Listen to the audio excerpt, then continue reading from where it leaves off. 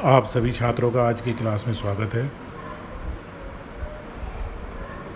12th की accountancy की class में हमारा चैप्टर चल रहा है ऋण पत्रों का शोधन, यानी वो स्थिति जब कंपनी अपने द्वारा जारी किए गए ऋण पत्रों का भुगतान करके अपने ऋण के दायित्व से मुक्ति प्राप्त करती है, उसे हम ऋण पत्रों का शोधन कहते हैं।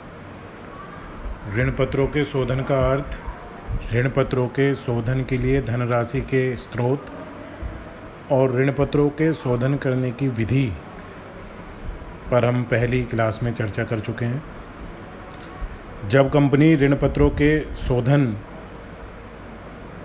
करना चाहती है तो सबसे पहली जो विधि आती है ऋण पत्रों का भुगतान करने की, वो होती है लमसम पेमेंट। एक मुश्त राशि में ऋण पत्रों का शोधन करना। जब कंपनी सभी ऋण पत्रों का एक साथ भुगतान कर दे, उसे हम कहते हैं ऋण पत्रों का लमसम पेमेंट। इन्होंने बताया है इस विधि के अंतर्गत एक निश्चित अवधि के बाद कंपनी समस्त ऋण पत्रों का भुगतान एक साथ यानी एक मुश्त कर देती है। निर्गमन की शर्तों के अनुसार परिपक्वता तिथि, यानी मान लीजिए कंपनी ने 5 वर्ष की अवधि के लिए ऋण पत्र निर्गमित किए थे, तो 5 वर्ष बाद परिपक्वता तिथि होती है, लेकिन यदि कंपनी चाहे तो उससे पूर्व भी अपने ऋण पत्रों का शोधन कर सकती है। ऋण पत्रों का जब भुगतान या शोधन किया जाता है तो वो सममूल्य पर या प्रीमियम पर किया जा सकता है, यानी यदि एक ऋण पत्र का मूल्य 100 रुपये है तो उसका भुगतान भी 100 रुपये पर या 100 रुपये से अधिक मूल्य पर किया जा सकता है। कंपनी ऋण पत्रों का भुगतान करने के लिए जब धनराशि का प्रबंध करती है तो कम से कम उसे 25% राशि लाभ में से निकालनी पड़ेगी और 75% राशि का प्रयोग वो पूंजी में से कर सकती है। प्रीवियस क्लास में हमने इस बात पर चर्चा की थी कि कंपनी को अपने ऋण पत्रों का भुगतान करने के लिए जो स्रोत होते हैं उनमें पूंजी भी एक स्रोत है, लाभ भी एक स्रोत है, लेकिन संपूर्ण भुगतान राशि पूंजी से नहीं ली जा सकती। पूंजी से केवल 75% राशि का ही प्रयोग किया जा सकता है। 25% राशि, जितनी मूल्य के ऋण पत्र हैं उसका 25% राशि लाभ में से निकालकर एक रिजर्व बनाया जाता है, जिसे हम कहते हैं डिवेंचर रिडेम्पशन रिजर्व, यानी DRR। ये एक रिजर्व है जिसमें कंपनी अपने लाभों से ऋण पत्रों के फेस मूल्य के 25% के बराबर राशि ट्रांसफ़र करती है, DRR बनाया जाता है। 75% राशि का प्रयोग कंपनी पूंजी में से कर सकती है। इसी बात को यहाँ पर दोबारा बताया गया है कि कंपनी एक्ट के अनुसार कुछ प्रोविज़न दिए गए हैं। क्रिएशन ऑफ DRR, यानी DRR कंपनी निर्गमित ऋण पत्रों के शोधन के लिए DRR का निर्माण करेगी और उन लाभों का प्रयोग किया जाएगा जो लाभांश के लिए उपलब्ध हैं। DRR में जो राशि ट्रांसफ़र की जाती है उसका प्रयोग किसी अन्य उद्देश्य के लिए नहीं किया जा सकता।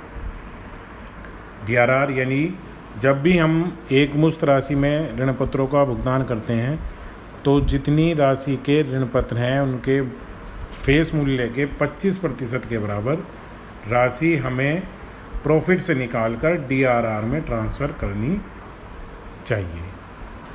ये निर्देश हैं कंपनी एक्ट के अनुसार। 25% बताया भी है इन्होंने। इसके बाद एक प्रतिबंध और है कंपनी के ऊपर। इन्होंने यहाँ कहा है कि जो कंपनी गैर परिवर्तनीय ऋण पत्रों या आंशिक रूप से गैर परिवर्तनीय ऋण पत्रों का निर्गमन करती हैं उन सभी कंपनियों को DRR बनाना पड़ेगा। इसका मतलब यह है कि कुछ कंपनियां ऐसी हैं जिन्हें DRR बनाने की आवश्यकता नहीं होगी, तो वो अपवाद के रूप में इन्होंने बताया है कि निम्नलिखित कंपनियों को DRR के निर्माण से मुक्त रखा गया है। कौन सी कंपनियां हैं? भारत के केंद्रीय बैंक, रिजर्व बैंक के द्वारा नियंत्रित अखिल भारतीय वित्तीय संस्थान, ऑल इंडिया फाइनेंस फर्म्स, अन्य वित्तीय संस्थाएं जो रिजर्व बैंक ऑफ इंडिया द्वारा नियंत्रित की जाती हैं, और सभी बैंकिंग कंपनियां, चाहे वो सार्वजनिक हों चाहे वो निजी हों, इन कंपनियों को DRR बनाने की आवश्यकता, जो 25% DRR बनाया जाता है, उसकी आवश्यकता नहीं है। एक और महत्वपूर्ण बात है ऋणपत्र शोधन निवेश, इसे हम कहते हैं DRI,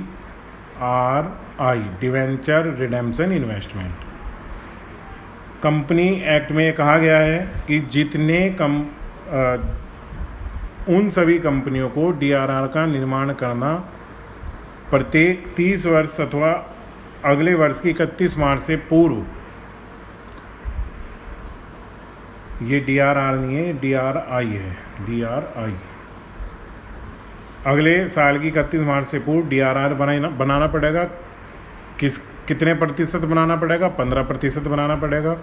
किस राशि का बनाना पड़ेगा? शोधन किए जाने वाले ऋण पत्रों की राशि का 15%। यानी दो व्यवस्थाएं हमें करनी है, एक तो DRR जो 25% है और एक DRI जो 15% है। ये दोनों राशियां हमें पहले ट्रांसफ़र करनी पड़ेंगी, एक को DRR में एक को DRI में। फिर जिस वर्ष कंपनी ऋण पत्रों का शोधन करती है, इस DRI इन्वेस्टमेंट को कंपनी द्वारा बेच दिया जाता है। वो सम मूल्य पे भी बिक सकते हैं, कम पे भी बिक सकते हैं, अधिक पे भी बिक सकते हैं। उनसे प्राप्त धनराशि का प्रयोग भी ऋण पत्रों का भुगतान करने में किया जाएगा। सेबी यानी security exchange board of India द्वारा कुछ निर्देश दिए गए हैं इस संबंध में। इन्होंने कहा है कि प्रत्येक ऋणपत्र शोधन निधि यानी DRR का निर्माण करना उन कंपनियों के लिए बाध्य है, अनिवार्य है, जो गैर परिवर्तनीय ऋणपत्र या अंशतः परिवर्तनीय ऋणपत्र जारी करते हैं। जो बात पहले भी आई है, ये वही 25% वाली राशि है।